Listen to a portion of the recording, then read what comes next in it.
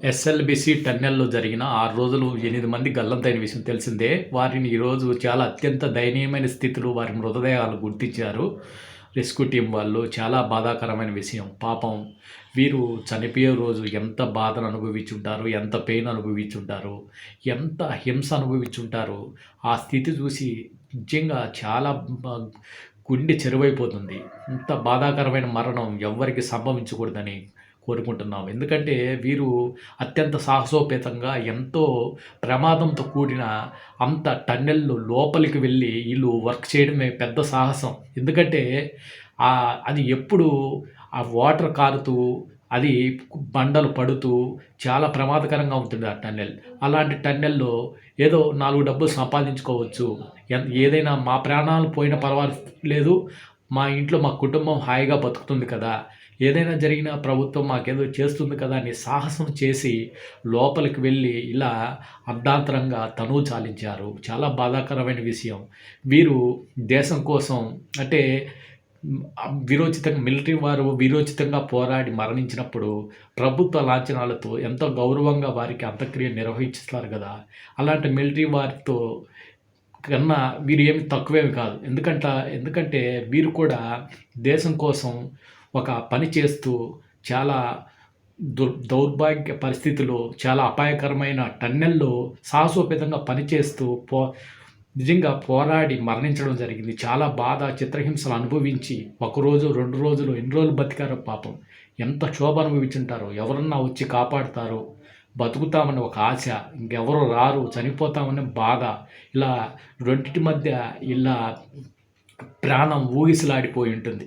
మనం ఊహించగలం. సో, ఇలాంటి వారికి ఖచ్చితంగా ప్రభుత్వ లాంఛనాలతో చాలా మంచి గౌరవం ఇచ్చి వీళ్ళకి అంత్యక్రియ నిర్వహించడమే కాకుండా వీళ్ళ వారికి మంచి కాంపన్సేషన్ ఇవ్వాలి. వీళ్ళ కుటుంబంలో ప్రతి ఒక్కరికి ఒక గవర్నమెంట్ జాబ్ కూడా ఇచ్చి ఇలాంటి వారికి ఖచ్చితంగా ఆదుకోవాలని ప్రభుత్వాన్ని విజ్ఞప్తి చేయడమే కాకుండా మళ్ళీ ఇలాంటి ఘటనలు పునరావృతం కాకుండా ఇలాంటి రిస్కీ ప్రాజెక్టులు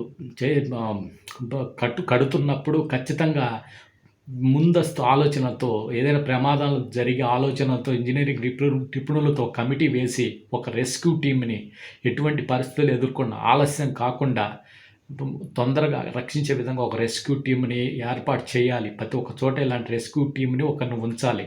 ఒక టీమ్‌ని ఉంచితే ఏదైనా జరిగితే ఇలా ఆలస్యం కాకుండా తొందరగా ప్రాణాలు కాపాడుకోగలుగుతాం. ఈ మధ్య జరిగిన ఆ టన్నెల్‌లో ఎప్పుడు జరిగింది? వారం రోజుల క్రితం జరిగితే బయట రాష్ట్రాల నుంచి రెస్క్యూ టీమ్‌ని తెప్పించడం. ఒకరోజు టైము ఆలస్యం అయిపోయింది. తర్వాత వారు ప్లాన్ వేసి ఎలా తీయాలి, ఎలా చేయాలనుకోవడం ఇంకో రోజు ఆలస్యం అయిపోయింది.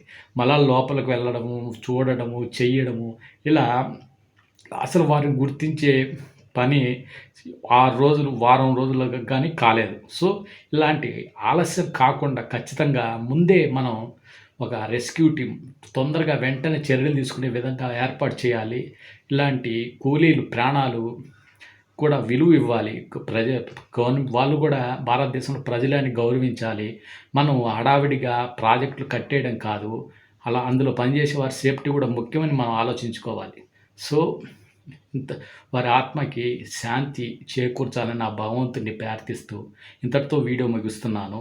సో, వీడియో ఇన్ఫర్మేటివ్‌గా అనిపిస్తే ప్రతి ఒక్కరికి షేర్ చేయండి. ఎందుకంటే ఈ మెసేజ్ అందరికి తెలియాలి. అలాంటి వారికి సముచిత గౌరవం ఇవ్వాలి. అలాంటి మరణం సంభవించినప్పుడు వారు ఎంతో వీరోచితంగా ఆ టన్నెల్‌లో ఎంతో వెళ్ళి పనులు చేసి ఆ ప్రయాణంలో చాలా ఘోరంగా చాలా దౌర్భాగ్య స్థితిలో మరణించడం జరిగింది. అలాంటి వారికి సముచిత గౌరవం కల్పించాలనే ఉద్దేశంతో ఈ వీడియో చేస్తున్నాను. ఖచ్చితంగా ఇన్ఫర్మేటివ్ వీడియో షేర్ చేయండి, కామెంట్ చేయండి. జై హింద్, జై భారత్.